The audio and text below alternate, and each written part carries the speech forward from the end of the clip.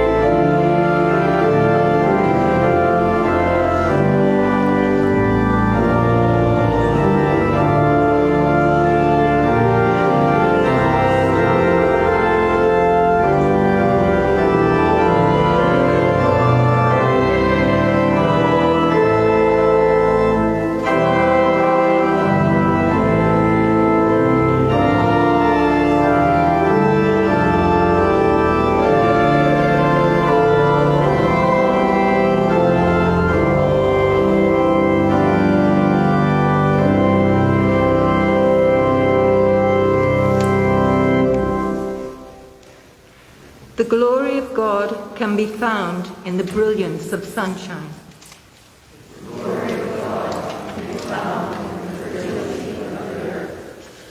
The glory of God can be heard in music. The glory of God can be seen in great works of art. The glory of God can be felt in moments of mercy and compassion. The glory of God can be heard in cries for justice. The glory of God can be found in the human person, fully expressed. The glory of God can be found in community gathered in diversity. The Church has not always made space for God's glory in each human body, speaking hate where we were called to love, condemning that which we should have celebrated.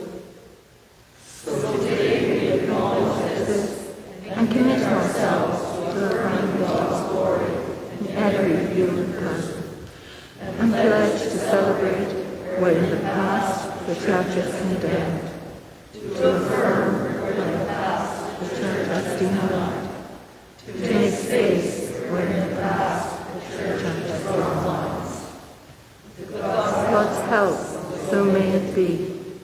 Amen and amen.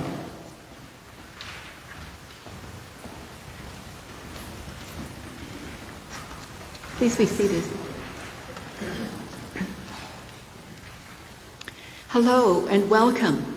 I have a lot of news to share with you today. We are a very busy place. As I'm sure you've gathered by now, Cam Fraser is away, and I will be part of the community that brings you the service. I am Carol Schick, the chair of the board. Wherever you are and whoever you are all welcome. And all of you, the wholeness of who you are, is welcome here. At Knox-Met, we are an affirming ministry in downtown Moose Jaw. I used to live in Moose Jaw. In the heart of downtown Regina, thank you. The heart of the city and the sacred lands of the Treaty 4 territory and homeland of Métis and Michif people. On this Transfiguration Sunday, in which our sacred stories and traditions invite us to affirm the wonderful mystery of divine glory embodied in the fullness of human expression, we celebrate our commitment to being an affirming ministry, to be public, intentional, and explicit in our affirmation and work for justice. We are delighted this morning to be joined by our guest, Dr. James McNinch, who will be speaking, giving our main address, and I will be introducing him a bit later. I also want to thank his partner, Michael, for being here today. Thanks to all of you who are involved here, to Hart and the members of the Knox-Met choir for the gifts of music, voice, and song, to Cecilia, who will be reading our scriptures, to Barbara, who has been organizing our flowers this month, and to Aaron, who is here monitoring the stream, and to Dan, who is far away making comments, and who will be hosting coffee time. Please note that for today, the link to coffee time is in the online chat. You will not find it in the e-announcements. So make sure to click on the online chat before you leave. Thanks to those of you who are viewing us from afar, and please say hello in the comments. And thanks also to our host of readers for today, that is Aaron, David, Joan, and Karen. Our service this morning is somewhat of a collective endeavor. It is great to see, of course, to see all of your faces, to see your many faces, and a pleasure, distinct pleasure, for those of you who are in the room, for me to see your faces with the bodies attached. This is something new for us. We've mostly just been online, so good you can bring your bodies here. We thank you for joining us in our Pray Safe endeavors to keep one another and our community safe. We will be evaluating how this is going in the next weeks and being responsive to the results that we have. I have an announcement about something going on tomorrow. And first of all, I want to say that the full annual meeting, which includes electing board members and officers, will be delayed until we can do that in person. So that will not be happening for a while to come, and that's not what I'm talking about tomorrow. Tomorrow, on Monday, February 28th at 7 p.m., we'll be holding a congregational meeting online. This will be a financial meeting to approve the 2022 operating budget and also to explore something that has been in the works for our church for some time. It is the proposal on whether or not we should be purchasing the parking lot that is immediately west of the church building. Please contact the church if you would like to participate in the meeting, and I hope you will. And you need to contact the church about that before the office closes on Monday to sign up for the meeting. Because when you let us know, you will be sent out a link from the office administrator. And materials for the meeting will be made available when you sign in. I want to say that for tomorrow's meeting, we'll be operating in a Zoom room that will open at 6:40. And we will invite anyone, especially those who think they might have difficulty connecting, to come early so that we can do all those things and help you to get there where you need to be. We will be starting sharp at 7. And also, we're going to be staying open afterwards, too, if you'd like to spend some time talking with and visiting people whom you haven't seen for a while. So I'd like to encourage as all of you to come. Next Sunday, we'll be beginning the season of Lent, and there will be a number of special offerings planned to enrich our journey over these coming weeks, which we'll be pleased to describe next week, as we seek to offer music for the soul, conversations that matter, space for the spirit, and companions for the journey. Aaron will now be guiding us through the prayer for confession.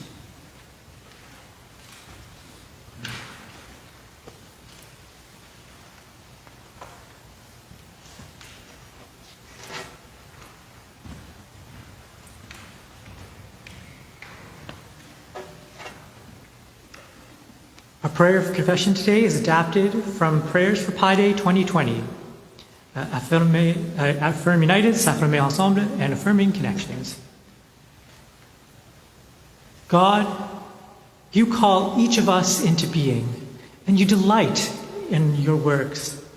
You gift us with differences that illuminate the breadth of beauty, wisdom, and practices of love in your creation.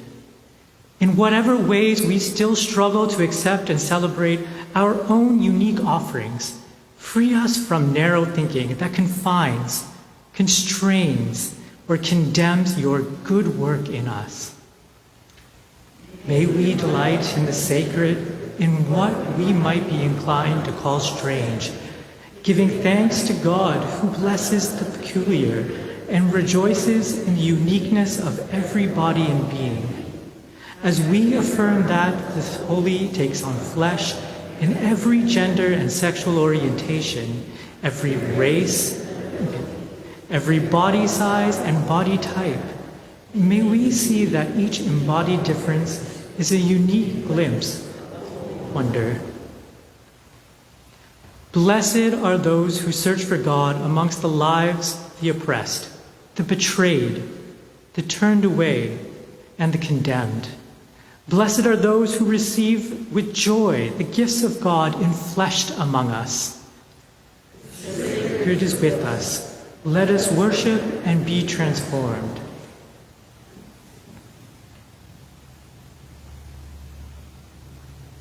May the peace of Christ be with you all.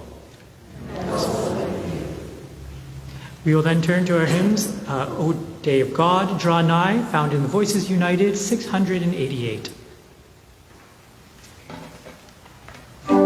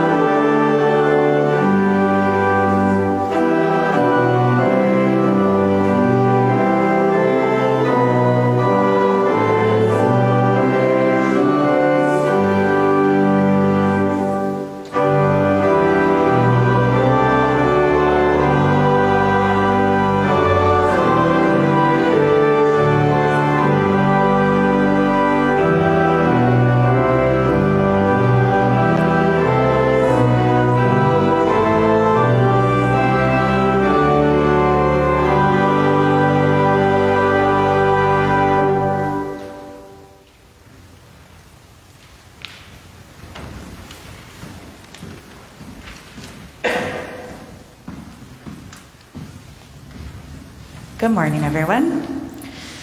Join with me as you're able with the prayer for illumination printed in your bulletin. This is adapted from Affirm United, or S'affirmer Ensemble, and Affirming Connections. Holy wisdom, come. We long for your truth that sets the captives free. Bring us your word that liberates. Quiet all that turns us against ourselves, one another, or any of your creatures and creations. Lead us in love that mends and restores. Amen. I want to point out before I begin that the readings today are all linked by the idea of God's glory being seen in a human being and that being frightening to those around them. So if you hold that in your minds. We'll begin with a reading from the Hebrew Scriptures from the book of Exodus. Moses came down from Mount Sinai. As he came down from the mountain with the 2 tablets of the covenant in his hand, Moses did not know that the skin of his face shone because he had been talking with God. When Aaron and all the Israelites saw Moses, the skin of his face was shining, and they were afraid to come near him. But Moses called to them, and Aaron and all the leaders of the congregation returned to him, and Moses spoke with them. Afterwards, all the Israelites came near, and he gave them in commandment all that the breath of life had spoken with him on Mount Sinai. When Moses had finished speaking with them, he put a veil on his face. But whenever Moses went in before the Holy One to speak with God, he would take the veil off until he came out. And when he came out and told the Israelites what he had been commanded, the Israelites would see the face of Moses, that the skin of his face was shining, and Moses would put the veil on his face again until he went in to speak with God. Our responsive reading is Psalm 99, found on page 819 of Voices United. We will all join together in the parts written for all and singing together the refrain.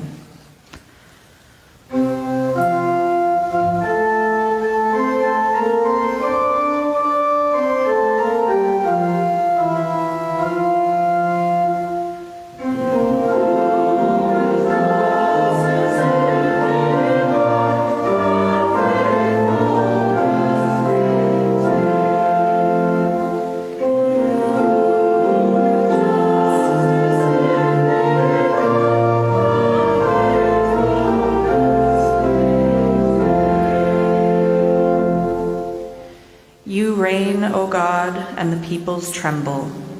You sit enthroned upon the cherubim, and the earth is quaking. You, O God, are great in Zion. You are exalted over all the nations. Let them praise your great and awesome name. Holy are you and mighty, a ruler who delights in justice. You have determined what is fair. You have done in Jacob what is just and right.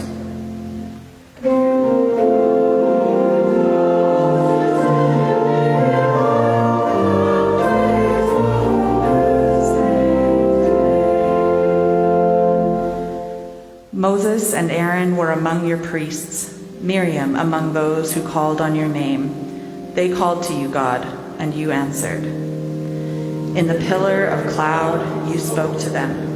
They kept your teachings and the law that you gave them. O God, our God, you answered them. To them you were a forgiving God, though you punished their offenses. Proclaim the greatness of God and worship on God's holy hill. For God, our God, is the Holy One.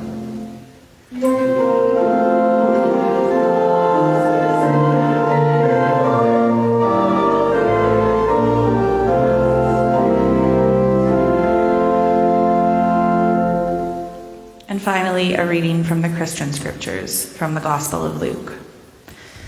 Now about 8 days after these sayings, Jesus took with him Peter and John and James, and went up on the mountain to pray.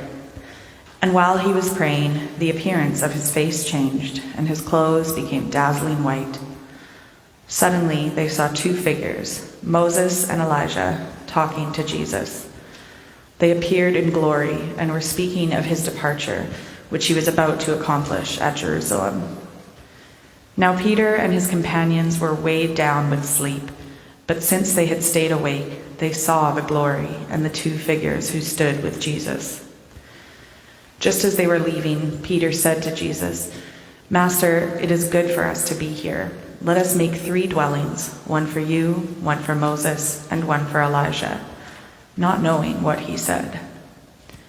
While he was saying this, a cloud came and overshadowed them, and they were terrified as they entered the cloud. Then from the cloud came a voice that said, "This is my child, chosen and marked by love. Listen to this one." When the voice had spoken, Jesus was found alone. And they kept silent, and in those days told no one any of the things they had seen. On the next day, when they had come down from the mountain, a great crowd met him. May God's blessing be upon these and all words spoken and pondered here this morning. Amen.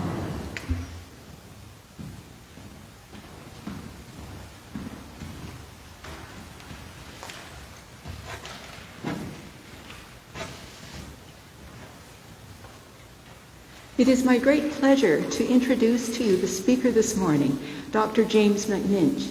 I first met James when we were both professors at the University of Regina, and I was in the Faculty of Education. Eventually, James became the Dean of Education, and I have to say what a marvelous dean he was.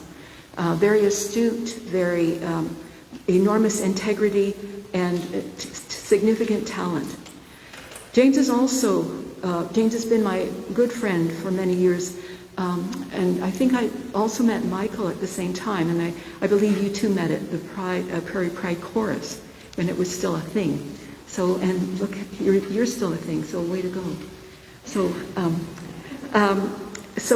James has been a tireless advocate for LGBTQI2S people, and as well an organizer and promoter of Camp Firefly for queer youth.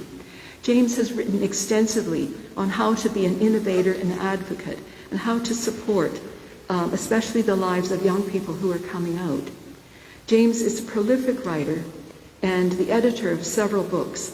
He has much to say. He's still in demand even though he's been retired for a while, as we both have, he's still in demand for people to be doing work that will be offered to the public. James, as a congregation that is learning how to be affirming, we welcome you. We are listening. Welcome to Knox-Met. Please come forward.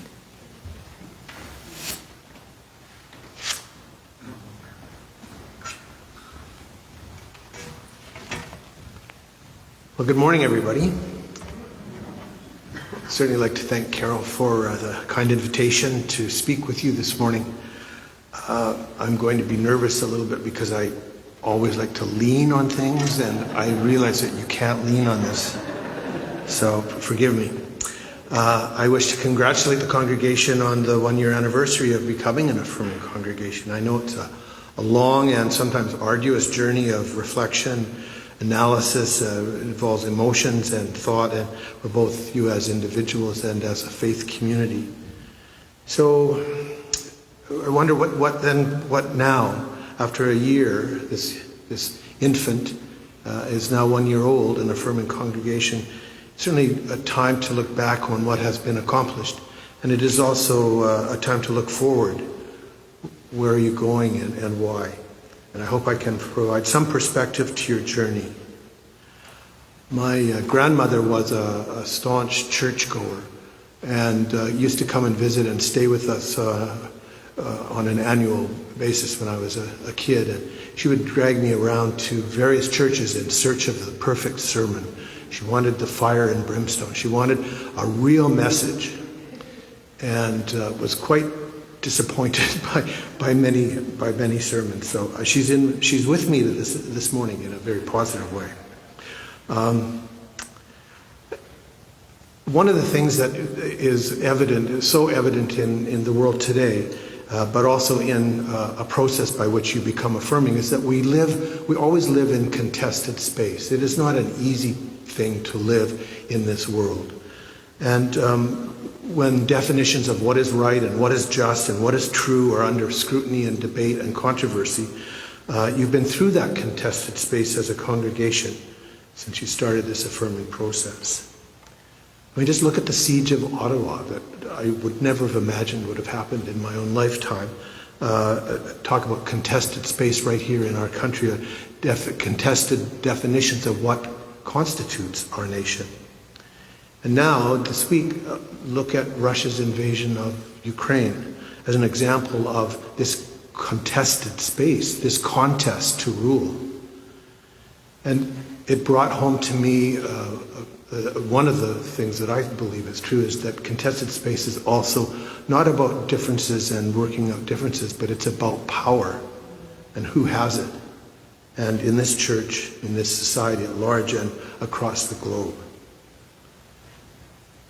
You know, I think it was about, I'm not sure, 15 years ago, a woman who used to write for the Globe and Mail, Margaret Wente, once wrote something saying that the United Church was dying, and it had to reach out to the fringe on the left in order to attract new members, and including LGBTQ people. And she said snidely in her article, if you want to save the world, why don't you just join Greenpeace, not a church? So she's now retired, so that we don't need to worry about her. But you also have to realize that as the United Church members, you are also contested in society, known as do-gooders. And do-gooders that's a slur. So take that meaning and work with it in the future. As an educator, I'm very worried about what's happening, particularly in the United States, as various legislatures across the states, various jurisdictions seek to ban public discourse around sexual orientation and gender identity. And the most recent one in Florida, which is popularly known as Don't Say Gay, seeks to repress any discussion of gender and sexual orientation. And this is masked in the rhetoric of freedom of parental choice, that as a parent I have the right to control what the state is telling my children. And so that kind of a rights-based approach, based, first of all, on a very patriarchal understanding of what a parent's rights are in the first place, is really quite upsetting. And I think that this congregation and all congregations, not just affirming congregations, need to be very clear in speaking up about what, in your minds, is right and just and true. Particularly for trans individuals in the States. There are 25 different legislatures have enacted laws that specifically impact trans people, trying to negate their ability to be human beings. And 3 states in particular, Arkansas and Montana and Tennessee, have passed bills allowing parents to have their children opt out of lessons that mention sexual orientation or gender identity. And as well, the whole issue, and Carol is an expert in critical race theory, we're now seeing that states are banning, and they're calling it critical race theory, even if that's not what they're wanting to. They want all discussions of the concept of race to be erased from school curriculum, as if by pretending that race is not an issue, it won't be an issue. We live in Saskatchewan. It's quite different for all sorts of historical reasons, but that's not to say that we don't have our own problems and issues.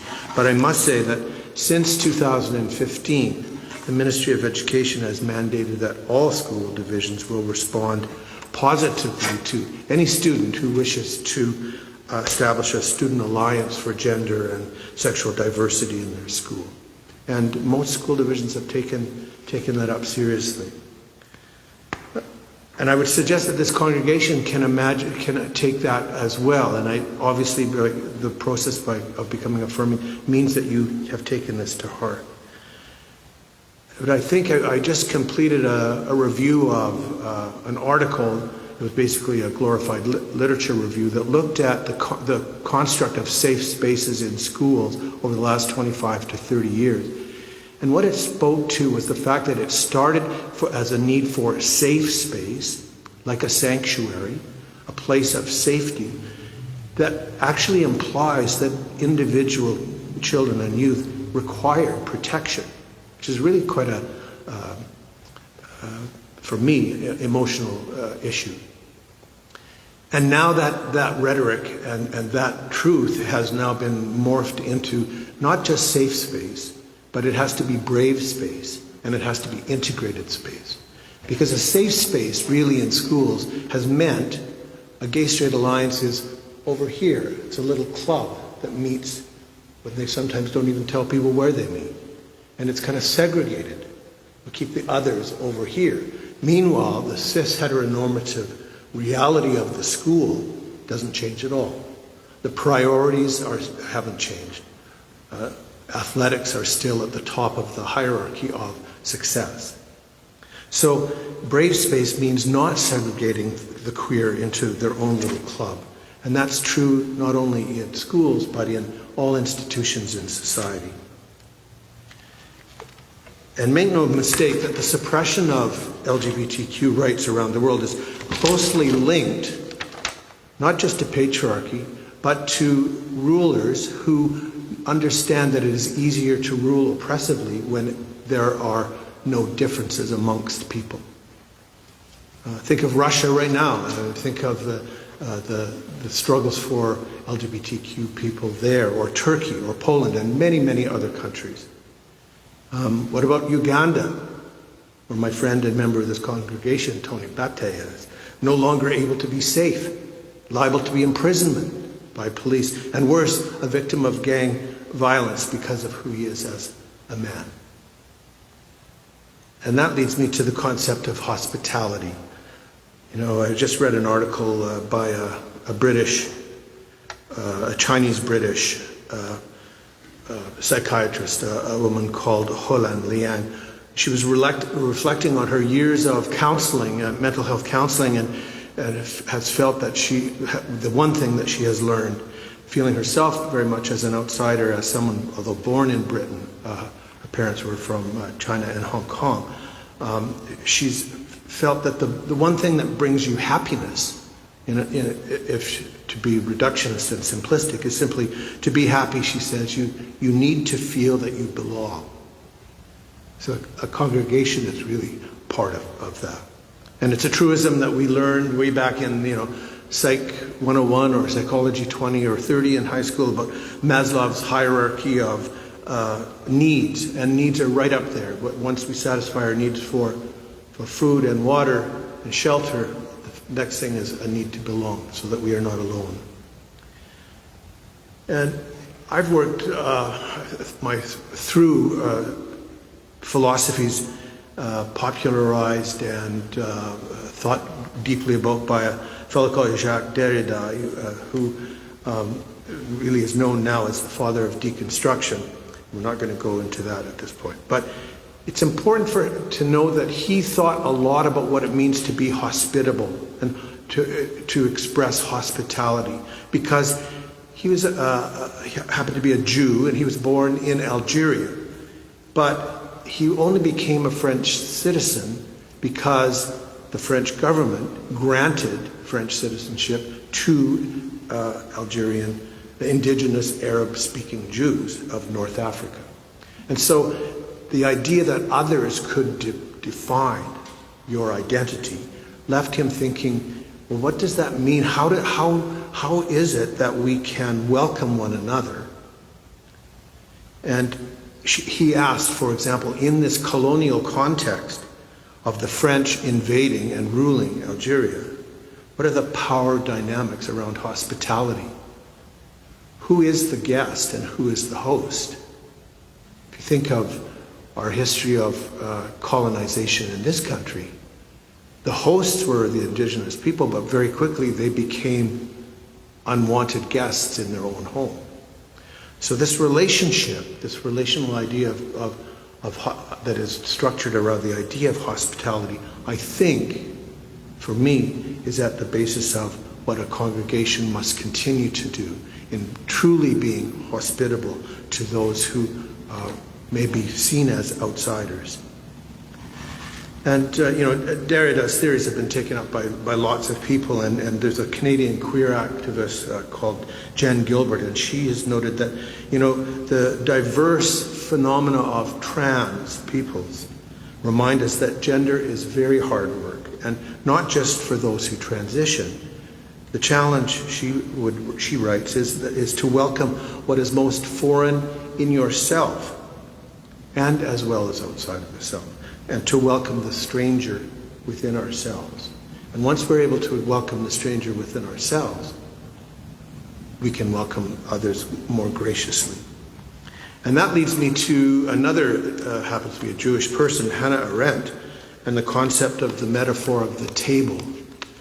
She was an American, and in the aftermath of the horrors of World War II, she attended the trial in 1951 in Israel of Adolf Eichmann, the chief architect of the final solution of the Nazis. And in a book called The Banality of Evil, she challenged the readers in that book to ask, in light of such horrors, what on earth does it mean to be human? And again, this resonates anytime we see conflict, and particularly wars. She thought about our relations to one another, particularly in public spaces, and used the image of the table to help to explain our similarities and differences. So we can gather around a table, and we often do, to break bread. It's part of our all cultures across the world. It brings us together, but as a table, it also separates us. It keeps us in our own space. So we can both be by a table defined by our similarities around the table, but also by our differences, by our boundaries of togetherness and apartness. And this is the making of a civil society, of an understanding of natural law, that we are all of worth, and that the rule of law is what we live by, and the table represents that. And an affirming congregation needs to embody that representation, I would argue. I'm old enough to remember President of the Soviet Union, Nikita Khrushchev, taking his shoe off and banging it on the desk at the United Nations in the 60s during the Cold War. And I was reminded of that when I saw pictures of the table that Putin was sitting at, as in this huge room, and a table that looked like it was as big as this, as the length of this space. And at one end were people, not only foreigners, but also members of his own government, attempting to talk to him about reaching some kind of resolution to this potential conflict with Ukraine. And he sitting at the other end.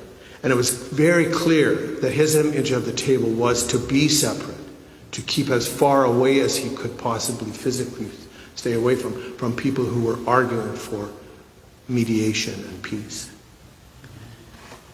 So we've talked, some of the readings and hymns that we've heard this morning talk about our identities. Where do our identities come from? What are our markers that make us who we are?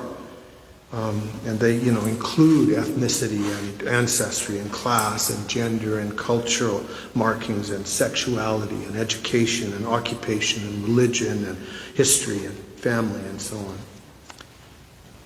And I would argue that, again, we need as congregations, as groups of people in society, we need to remember that our own identity is not the only identity, that we need to learn from sexual orientation and gender identity of fluidity.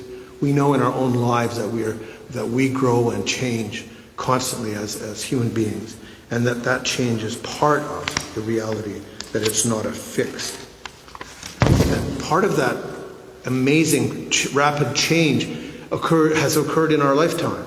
When I graduated from high school way back in the mid-19th century, homosexuality was against the law. And not only was it against the law, but people were imprisoned for being gays, for being homosexuals. When I graduated from high school, Everett Clippert was a man originally from Kindersley here in Saskatchewan, was working in the Yukon, and he was the last Canadian man to be imprisoned as a sexual offender, a long-term sexual offender, because of his strong Catholic faith made him not lie to people. Yes, I've had many, many sexual relationships with men. That's who I am. And he was imprisoned. So that's just a little more than 50 years ago. So from there, we are now jumping through, and I won't, you know the history of legislation, of struggles, of petitioning, of the pain and sorrow and suffering that people have experienced. But we are now able to be in a space that is affirming, that we are able to understand that no longer is sexual difference or gender identity considered something freakish or a perversion or a sin or a crime or a sickness, but rather understood and celebrated as part of this warp and weft of our human tapestry. We have to, I think, as groups of people in our society and in Saskatchewan particularly, we have to extend that, continue to extend that, and to learn from Two-Spirit Canada. We have to learn, we have to acknowledge that the Indian Act presumed a gender and sexual binary of compulsory patriarchal heterosexuality that simply did not align with Indigenous practices and belief systems or worldviews. We're coming to realize that, and we're coming to realize that we have much to learn from those that were in fact oppressed. That it's not mere kindness to strangers that we must accord, but that we must learn and change ourselves. My partner doesn't like this part of what I say because he thinks it's inappropriate, so he can cover your ears. But I learned, for example, from Thompson Highway, who is a Swampy Cree playwright originally from northern Manitoba.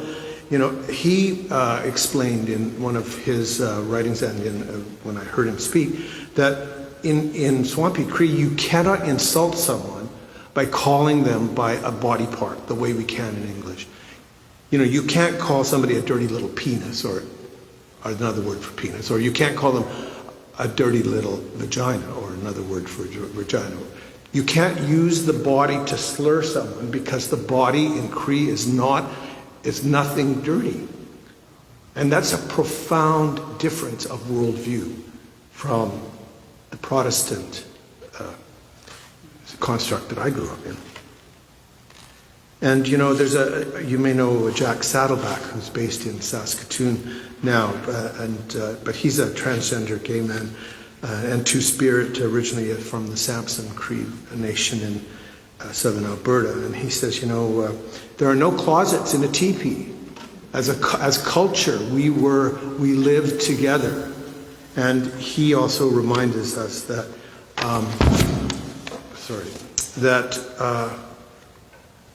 the elders tell us what's important is that the children are loved and happy. You start with that.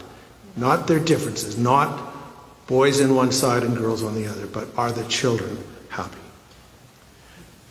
We can also learn, I think, from other cultures that healthy sexuality is actually something that we need to strive for in our society. There is part of our conflicted and contested space is that our understanding of sexuality has been complicated by inflated views of romantic love, on the one hand, for example, and desperate pornography rampant in our societies. Neither one of those, I would argue, are necessarily about healthy sexuality, where we learn to celebrate our sexuality, our unique sexuality, as a gift of our humanity. And so finally, I just want to say that, and again it was referred to in today's service, that, we, in a way, we're all queer. And that should be what we are proud of. Not just idiosyncratic, but queer in the sense that we are all unique and wonderful. And that it's not just them or us or me, it's that we all have a gender identity. gender identities. We all have a sexual orientation or sexual orientations. Not, oh, they have a sexual orientation. Well, we all do. There is a wonderful transgender Latina ecofeminist, Brigitte Baptiste, which I was able to hear speak when the Congress was held in Regina a number of years ago now, that was saying that we must learn from nature, we must learn from the ecology, that we must understand that ecology itself is in its essence queer, that the quest for multiple identities, for plasticity, as she called it, for understanding that abundance and fighting to save what is left of diversity in the natural world is really important, and that diversity extends into the human being as well. We know that monoculture is bad for the land for all sorts of reasons, for example, and that monocultures in societies are bad for societies. She reminds us that nature is a process, not a product. There's nothing more queer than nature itself. We don't live in nature. We are nature in all our wonderful differences. So the question, what next for an affirming congregation, is just like more and more of the same. There will always be struggles for one or other version of the truth, of what is fair and just. And I think that you can perhaps best look at the history of the United Church of Canada for guidance taking you forward, and for advocating for the outsider, of being hospitable and welcoming to all. And this is a history, as I understand the history of this Protestant congregation of the United Church. It's a history of moving from a very tight-knit tribe of thin-lipped anti-papists, prone to pass judgment on those who were ostentatious or professed to enjoy a drink or a dance or a song or even life in general. And I'm talking about my own Scottish and Irish Protestant ancestors here. I mean, my grandfather broke away from some very harsh ways of living that simply was no fun. And he was a coal miner, but he liked to sing and dance and drink, and he was regarded as a rebel in his family. And the history of the congregations that came together to become the Knox-Metropolitan, closely aligned with one another. I can hardly imagine the differences they had in terms of theology, but they saw themselves as completely different from one another. And for them to come together back in the turn of the century or the turn of the last century is really quite amazing. And I think that, we have to think about the people who have animated this church, who have fought for newcomers, who have fought for the right to form unions, for protecting workers' rights. Yourselves, your mothers and fathers and your grandmothers and grandfathers who believed in and voted for socialist governments that championed cooperative movements, working together, universal Medicare. These are all part of the history of this church. And so the way forward, for me, looking from the outside in, seems very clear.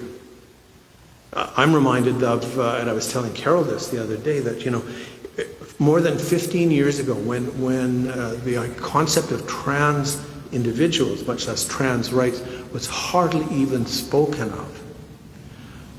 Bill Sixay was an NDP member for the BC riding of Douglas Burnaby, and he brought many personal, private members' bills to the House of Parliament for championing trans rights. And he was a United Church minister, and then came out as gay and married another retired United Church minister. So, it's been 30 years since the United Church openly began ordaining gay and lesbian and transgender ministers. You've had, in Jordan Cantwell, you've had the distinction of being the first openly lesbian moderator of the church, and now, since 2020, the current General Secretary, Michael Blair, is the first black, openly gay man to hold that office in the 95-year history of the church. So this is something. This is the way forward.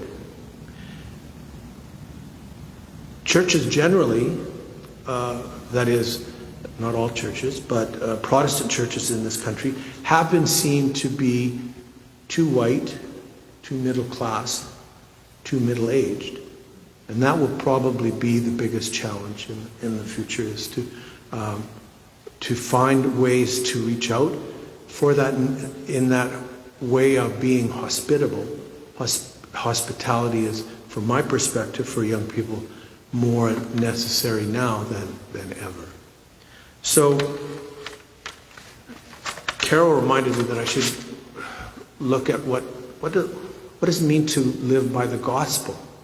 And I realized I didn't quite know. So, well, there's great words there.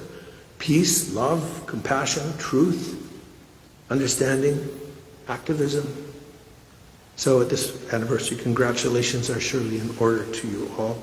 Best wishes, and thank you very much for inviting me. Thank you.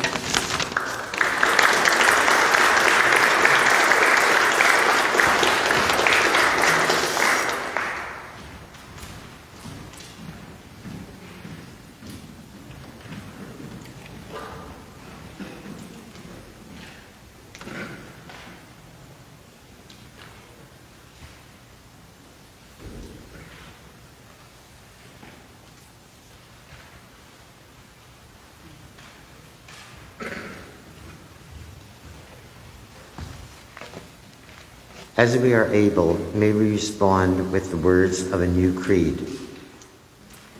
We are not alone. We live in God's world.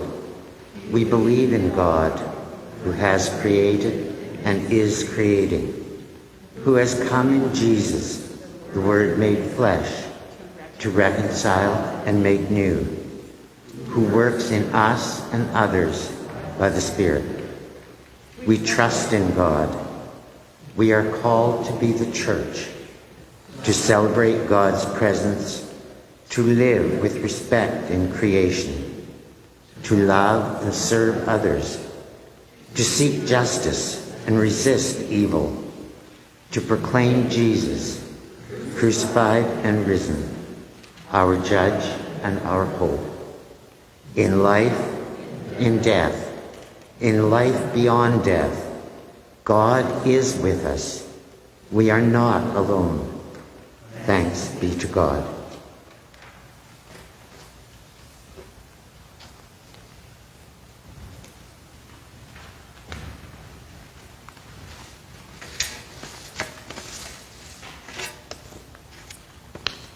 I would like to draw your attention to the cover of this morning's bulletin. The artwork depicted here is a painting by Monique Poisson-Fast. As many of you know, Monique is a member of this congregation and is an original member of the Affirming Ministries group. She was in high school when she painted this picture. She is now furthering her education at the University of Saskatchewan in Saskatoon. Here's what Monique had to say in 2021 about this painting, and I quote, "I created this piece for Knox-Met's public celebration of affirming, using acrylic paint on mixed media paper. The clasped hands represent solidarity and strength, and the bold rainbow rays represent our commitment to welcome and support queer and trans folks, which is a central focus of Affirm United and something that is very close to my heart. For each of the rays, I mixed a slightly different color to symbolize the unique beauty that each individual brings to our community. I wanted this piece to radiate pure joy and celebration. It often feels like there hasn't been much to celebrate in the past year or so. We've been separated from our friends and loved ones. Many of us have been isolated and lonely, and our community at Knox-Met has not been able to gather as we would like. We will make time and space to deal with this hurt, but in this painting, I wanted to simply celebrate how far we've come. Joy is a powerful thing. It takes courage to exist boldly, without fear or inhibition, in a world like ours." End quote. Would you please join me now in repeating the affirming statement as adopted by Knox-Metropolitan United Church? It can be found at the bottom of page 7 in your bulletin. Let us read together. We are an affirming ministry of the United Church of Canada on Treaty 4 territory, located in the heart of downtown Regina, seeking to fully welcome all.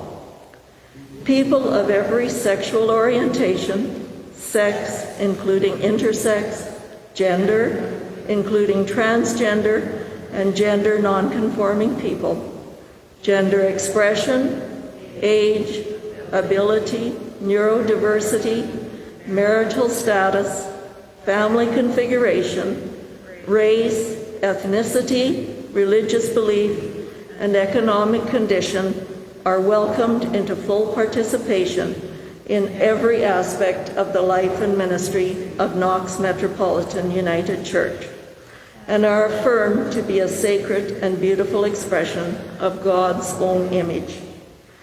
We are committed to ongoing learning, action, and solidarity as we embody these words within our faith community and work and pray for a more just society and world. With God's help, so may it be. We will continue in worship by singing our next hymn, Fairest Lord Jesus, 341 in Voices United. The words are also printed in the bulletin on page 8.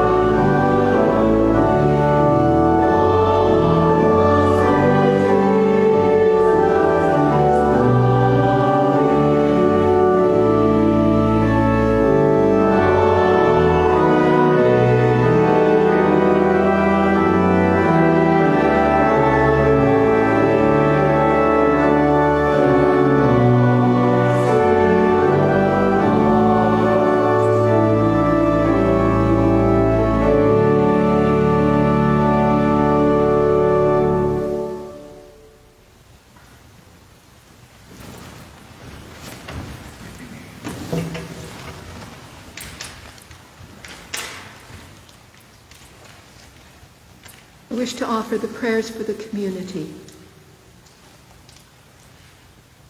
Let us pray. As we worship today, whether in our homes or in this place, in spaces that are of relative safety, we remember those in places who are surrounded by fear, war, and violence.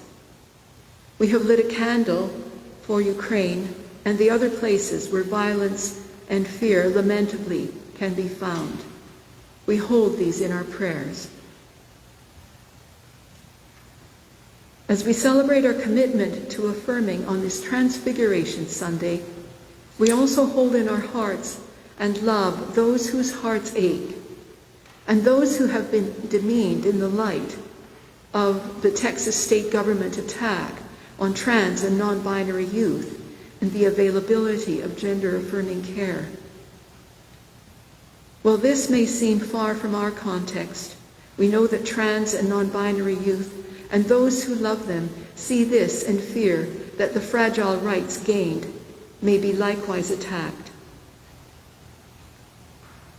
May we find voices that enable us to be brave and to integrate true hospitality into our church community, to welcome and know the strangers in ourselves, that we all may belong. On this Transfiguration Sunday and the anniversary of our becoming an affirming congregation, we celebrate the light that shines in each one of us. May we ever be seen and celebrated for who we are. Amen.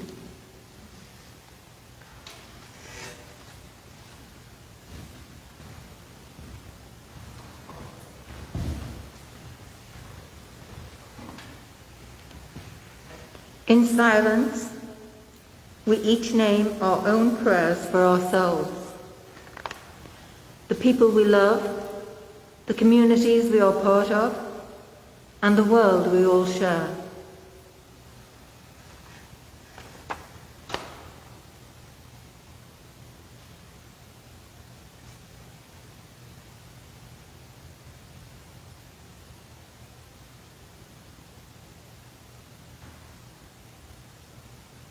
God of love, hear our prayers.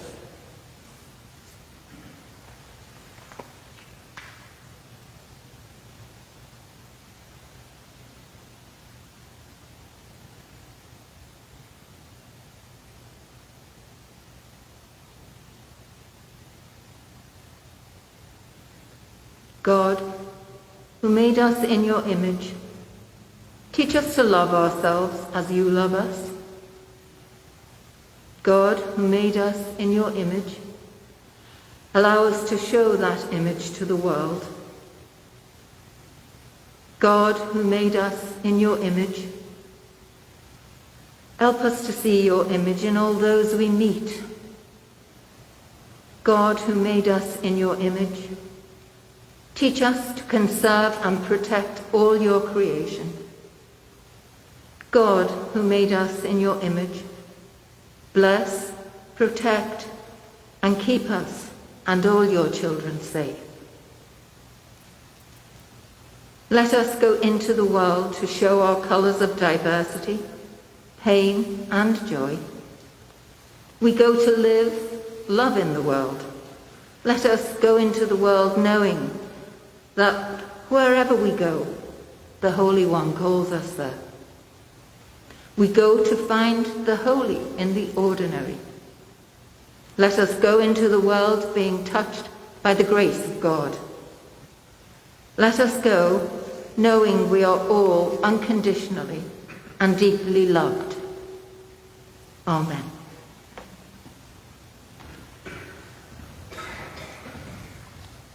Please join with me in a paraphrase of the prayer of Jesus, and it's found in Voices United on page 916.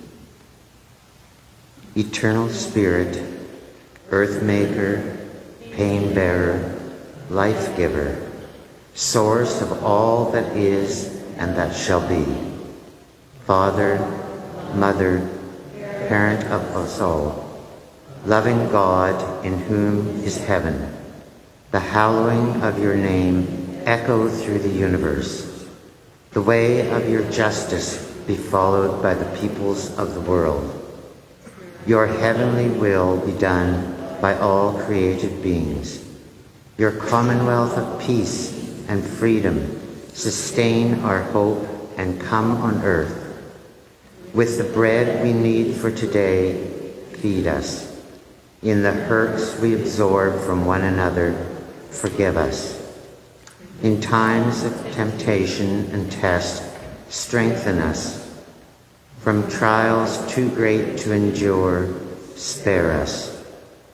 From the grip of all that is evil, free us.